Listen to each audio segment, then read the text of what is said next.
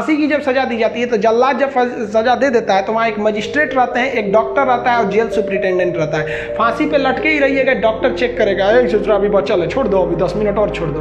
तब तक इससे पूछी जाती है आखिरी ख्वाहिश। यहाँ वो अपने पसंद का खाना खाने को कह सकता है, अपने रिश्तेदारों से मिल सकता है, या कोई धार्मिक ग्रंथ कह सकता है कि हम उसको पढ़ना चाहते हैं। इससे ज़्यादा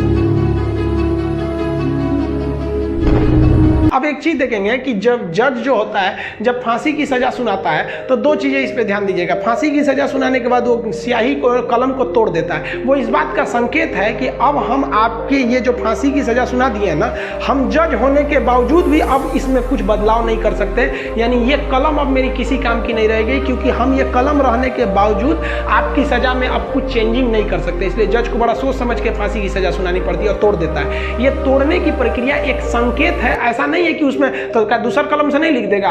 ये केवल एक दिखाने के लिए संकेत होता है। कैसे दुल्हा जाता है तो एक परछावना होता है उसका, वैसे एक तरह से समझिए तो ये। और इस पे लिखा जाता है टू हैंग टिल डेथ, लटकाओ तब तक जब तक मर न जाए। क्योंकि इतिहास में एक बार घटना हुई थी, एक जज साहब ने फैसला सुना दिया था कि इस अपराधी को फांसी पर लटका दिया जाए। अब जब उसे लटकाया गया तो कहा जाता है कि वकील जो था वहाँ पे ऑब्जेक्शन कर दिया कि लटका दिए, अब हटा दीजिए, क्योंकि आपने ये कहा है कि लटकाया जाए तब तक जब तक ये मर न जाए। अब तो लटकाने का फैसला दिए थे, फांसी पर लटक गया, आप जल्दी उतारिए। इस तरह की एक कई सारे पहले के मिथ हैं। अब इसके 100% सत्यता की हम गारंटी नहीं लेते हैं, क्योंकि ऐसी कहानियां बहुत हैं। तो वो लिख देता है कि हैंग टिल डेथ, तब तक लटकाइए जब तक ससुरा मर नहीं जाता है। तो फांसी की जब सजा दी जाती है तो जल्लाद जब सजा दे देता है तो वहाँ एक मजिस्ट्रेट रहते हैं, एक डॉक्टर रहता है और जेल सुप्रिटेंडेंट रहता है। फांसी पे लटके ही रहिएगा, डॉक्टर चेक करेगा, ससुरा अभी बचल है, छोड़ दो, अभी 10 मिनट और छोड़ दो।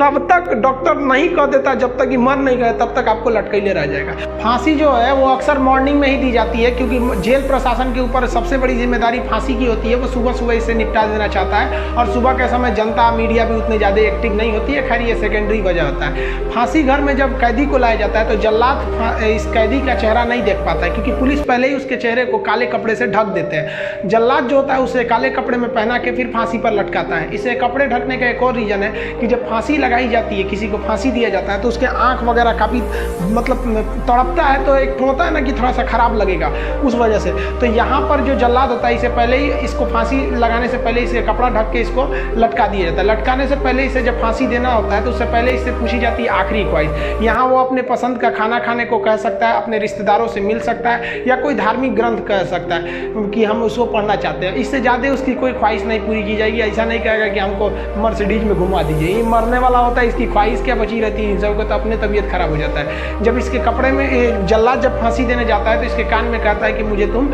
माफ़ करना, मतलब ये हमारी ये तो मजबूरी थी, भगवान के लिए मुझे माफ़ कर दो, या अल्लाह के लिए मुझे माफ़ कर दो, तुम्हें अपने भगवान का वास्ता, जिस धर्म का ये अपराधी है। क्योंकि भाई इसमें कैद ये जो जल्लाद का है, इसका क्या दिक्कत है, इसको तो जज ने जो आदेश दिया वो इसको पालन करना है। फांसी के बाद इसके जो बॉडी होती है वो पोस्टमार्टम के लिए भेज दिया जाता है, फिर घर वालों को दे दिया जाता है। आप जिस धर्म के हैं उस धर्म के हिसाब से इनका अंतिम संस्कार आप कर लीजिए।